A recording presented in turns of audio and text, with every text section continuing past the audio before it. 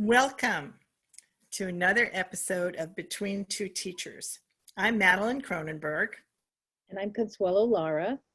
And once again, we are speaking to you from the sacred native land of the Chochenyo Karkin Ohlone people, who I think about all the time now that I am sitting here at home looking at the sacred land. We are still here under social distancing, which is why we're each in our own homes recording this episode for you. But a lot has gone on since last week. Uh-oh.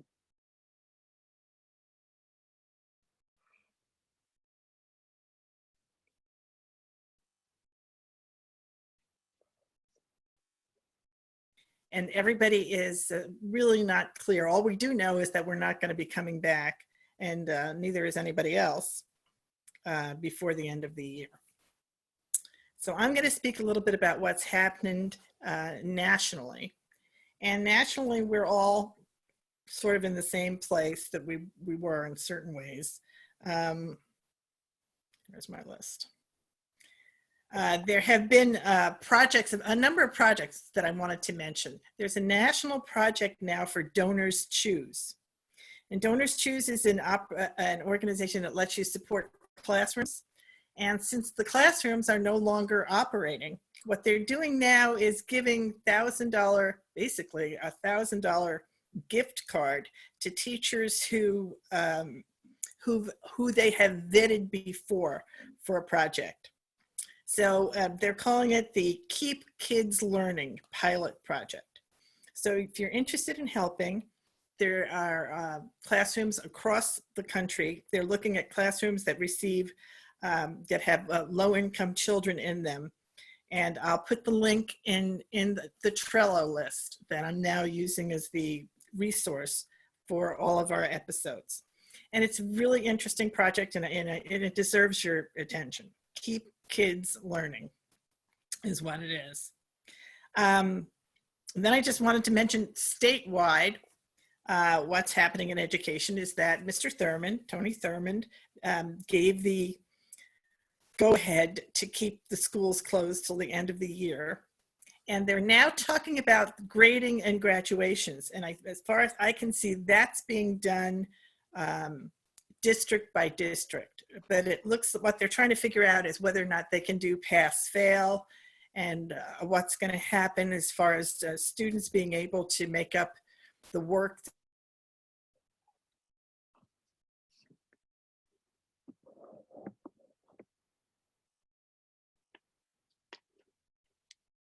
Can't hear you, Madeline. To have our buildings open in order to protect our families from COVID-19. So that's being done differently and all across the state. Distance learning is something what the teachers have had to learn from scratch. So what they've put up are emergency remote classrooms. And the emergency remote classrooms are handled differently, often from Google Classroom.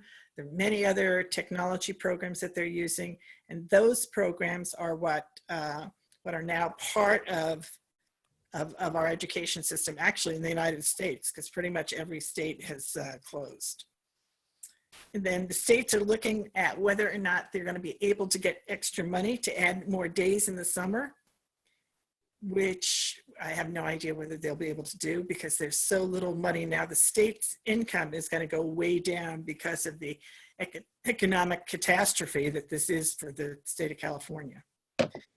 So we'll just have to wait and see whether or not there's any possibility of having that happen. And we have to wait to see what the graduation requirements are. Right, this is such an unusual time where the SAT and the ACT tests for our seniors are being waived by a lot of higher ed institutions, and everybody is trying to just come up with solutions. And they're very creative solutions. They're solutions that are just, necessity is the mother of invention. That's really the motto right now for everybody.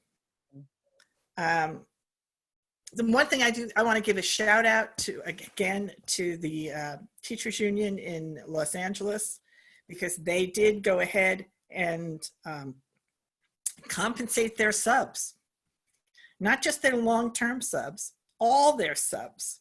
So if you're a sub in LA, the idea is that you're going to be paid for 3 hours a day, even though you're not a long-term sub.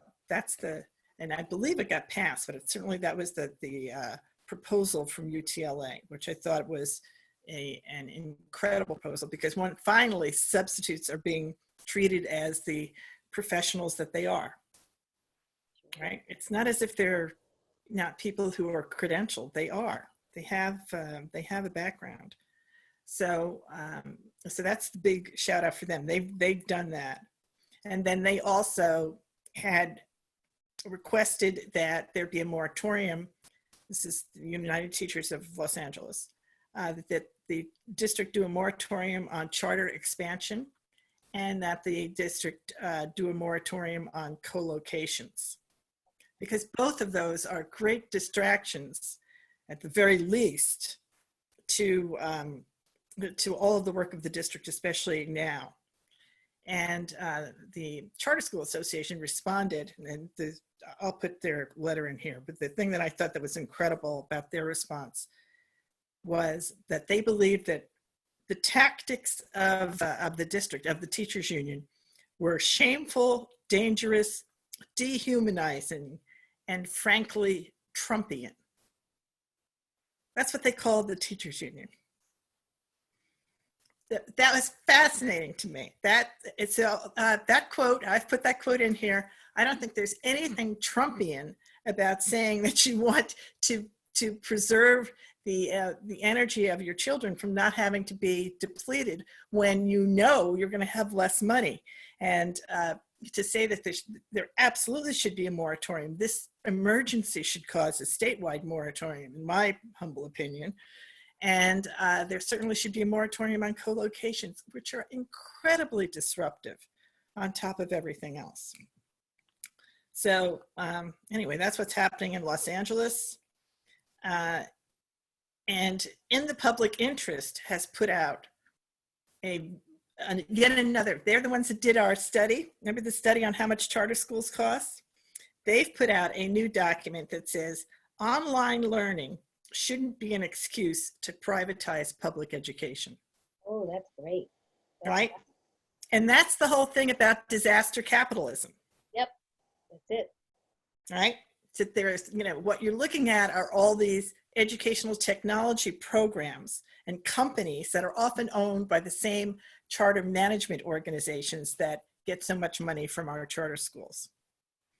So I'm going to put a link to that as well, so people can get a chance to read it and see what the threats are around online learning. And also, I have a list here of topics around distance learning and how different districts are approaching distance learning. And it's not nobody expected to have to do this. So what you've got are remote classrooms, and some teachers are very different in how much technology they have been putting into their classroom, and no teacher expected to go home until the end of the year and have to do it from her house.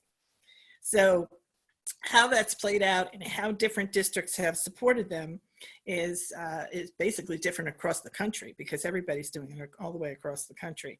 So ultimately, this will be a very interesting thing for people to debrief from. And I think, to me, the important thing is that they'll have an opportunity to learn from it and to bring that into their classroom, so that the blended learning, when you use technology and your teacher being there, will be much stronger once we're through all of this.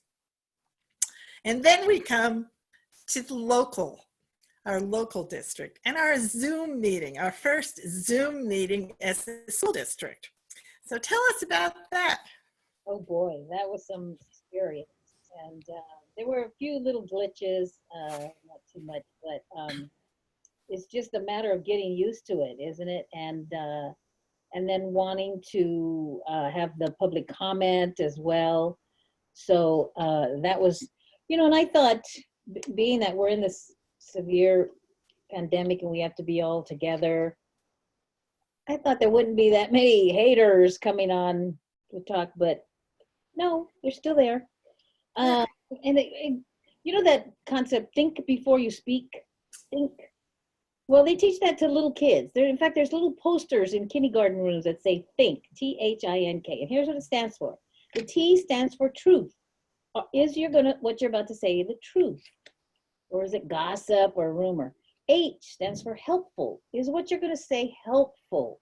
Is it hopeful? I stands for inspiring. Is it insightful? Does it give us some more information? Is it needed and necessary? Did somebody not already say this? Do you really need to share that? And the last one is K, is so important. It's even the most important, is kind. Is what you're about to say kind?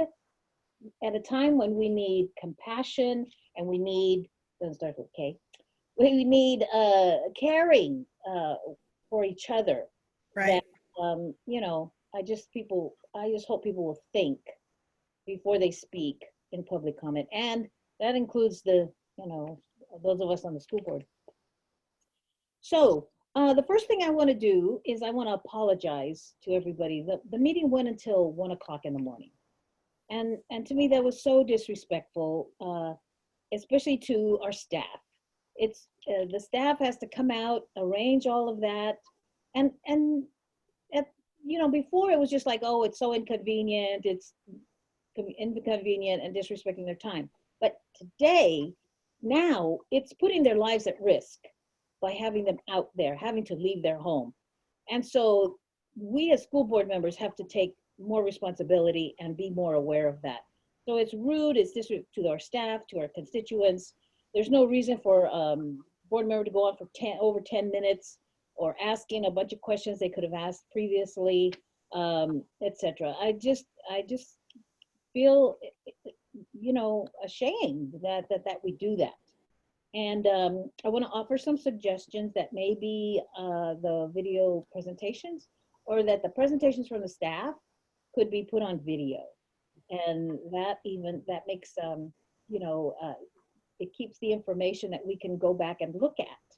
And that would be available when the agenda is posted, right? So in addition to just having the PowerPoint posted, you could have the video of the presentation posted, and then they wouldn't have to give the presentation.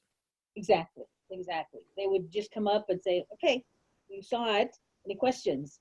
And then you could have a short, but hopefully they submitted their questions and it'll be just a short exchange. Right, and the only people who might come up are members of the public who could have also seen it, and if they wanted to come up and sign up as a member of the public to say something about it, then they could do that. Exactly, that would be very helpful. And just the bottom line is 10:30, we just say, that's it, this meeting's over. We need to get home, we need to be safe, and we should just stop and respect our staff, respect our the public, and not go over. So again, I just really apologize. I'm hoping that won't happen again, but I'm just really frustrated about it myself. So some other things I wanted to share was there was discussion about the calendar before. Well, we were talking about how to use the summer. Some people were talking. Some of these are things that were brought up in public comment about how we're going to use the summer. Maybe the third trimester or the fourth quarter could be done in the summer, and then we continue just do the regular school year, things like that. And all of that's yet to be determined. We don't know. Right. Because it would take money, right? We'd need more money. And like you just said, now we have even less money. And yeah. So for me, one of the, Madeline and I have been talking about bold new alternative plans and ideas that we're trying to put forth, that we could consider. And for me, one of the things I would like us to consider, start discussion, is a year-round calendar, not for next year, but maybe the year after that. and just explore it. See how that might allow for flexibility in times of crisis. So I don't know, maybe it wouldn't work. I know some schools in this district have done it before. I know, and I taught my first 4 years of teaching. It was at a year-round school. So I would just like, and one of the public comments also brought it up. So let's explore it and either reject it or accept it and just, you know. We can revisit it. I mean, it makes sense to revisit. Yeah, so that was one. And let's see, what else? Oh, we had several resolutions. One was the library, it's library month, the month of April. And considering the fact, I just thought this was so important because considering the fact that we have a literacy issue in our district, that the role that libraries play in that developing literacy, I think is very important. Access to books that students might not otherwise have. And developing the pleasure of reading for pleasure. So, and I want to read this one line. The homeowners of the whereas the homeowners of the West Contra Costa Unified School District have deemed library programs to be an essential component of a quality education, generously providing funding from a local parcel tax since 2004. I just want to say thank you, thank you, thank you. I feel such gratitude about that. And you probably remember that, don't you? Yes, I certainly do remember that. And we've renewed that parcel tax. So that's been, that's been done several times since 2004. Yeah. And hopefully we get that opportunity to go forward with these, with Measure R and the new schools. I look forward to like state-of-the-art libraries. I think libraries are so wonderful, wonderful places. And the next one was on a resolution about Public Schools Month. So I thought, as a strong advocate of public schools, I thought this was awesome. And it brought to mind, one thing is, I want to talk about the definition. What does a public school mean? And then what is our role as board members? So the definition of a public school is 3 things. 1, it's funded by taxpayer money. Secondly, it's governed by elected officials. And 3rd, it's open admissions within a district. If you live in the district, then you can enroll in those schools, just sign up. So I thought that was important. And then I remembered the bylaws for our district school board, that there was a standard that we have, a governance standard. Standard number 2 says, each individual board member shall value, support, and advocate for public education. And that to me was just a very strong statement that I wanted to share with everybody, and I think is important. And then the last, there's of course, for Dolores Huerta Day and Cesar Chavez Day, some great remarks from Trustee Phillips about how it's important to honor that, especially now, because they are the farm workers are the ones responsible for helping to put food on our tables in this pandemic. And they're out there risking their lives. Right. So that was good to see that one. And then there was one on bilingual education, the Bilingual Learner Advocacy Month. And I had to share a personal experience. And we went out to Stewart. There was a meeting with parents and Dr. Guerrero, and parents very upset and very angry about that their DLI program is not getting the support that it needs, etc., and making demands and all that. And I just have to tell you, it took me back. When I started teaching in the 70s, bilingual education they were trying to promote it more, have it in the schools. It was really extension of the civil rights movement. Right. People were trying to acknowledge the cultures of people of color, and recognizing that when you teach in a primary language, it leads to more success academically. So it was really a big push. And then in the early 80s, there was this really strong English only movement. It was just, they wanted to make English the national language. Right.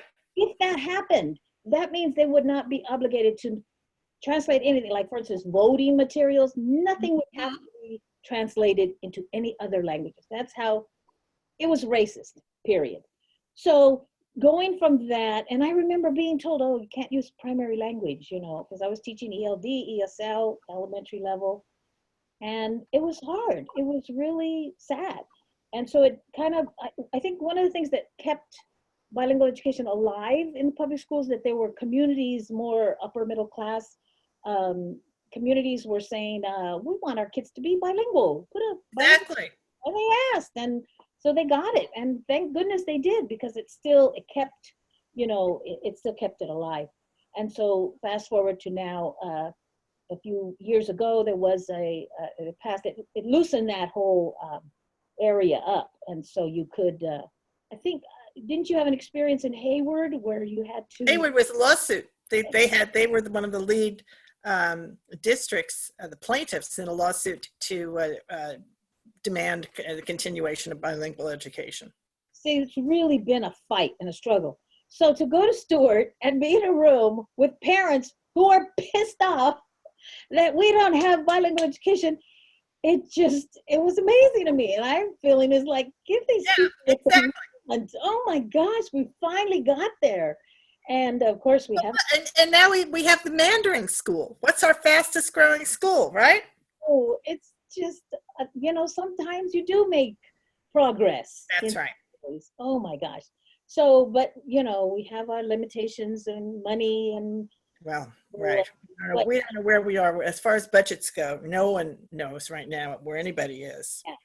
But one of the proposals is about the district advisory committee, which I think would be great, a DI network. And I just envision them going to CABE all together, getting the best practices, bringing them back. We get this exemplary program. Pretty soon we're presenting at CABE about how. Exactly. Because that's how kind of district we are. And so I'm just really pleased in that, and I'm hope to visit more of these schools with the DLI programs there. Yeah, I just had to share that how I felt about hearing these parents demanding. Wow, we have come a long way for sure. So then that brings me to the next thing we did was public hearing for Manzanita Middle Charter renewal. Patient time for presentations. And I just want to say from the beginning, I love this little charter school. I think it's just awesome. And the number one thing for me is that its governance, its governing board are all parents who are elected by parents. Where do you see that? You don't see that. And so all of that trickles down to creating an environment that's very, very loving and caring, and they even describe it as a family. So they've got some really good teachers going on there, teaching going on there, not much turnover. Teachers do want to stay. And what else? Yeah, so they don't want to use TFAs because TFAs only stay for a couple of years, and they're trying to create an environment there. They have a very high rate of reclassification of their students. One of the board members pointed out their test scores are low, but if you look at growth, and that at a middle school, as a middle school teacher, when I'd have a student come in 4 grade levels below in reading, and I could bring them up maybe 2, but that they're still are going to be below, below grade level. So it's a constant struggle. Right. But I am just really pleased every time I go there. I really think they're focused on teaching and learning and new ideas. They collaborate with our district. They're just a model for us, I think. And I have a vision that maybe we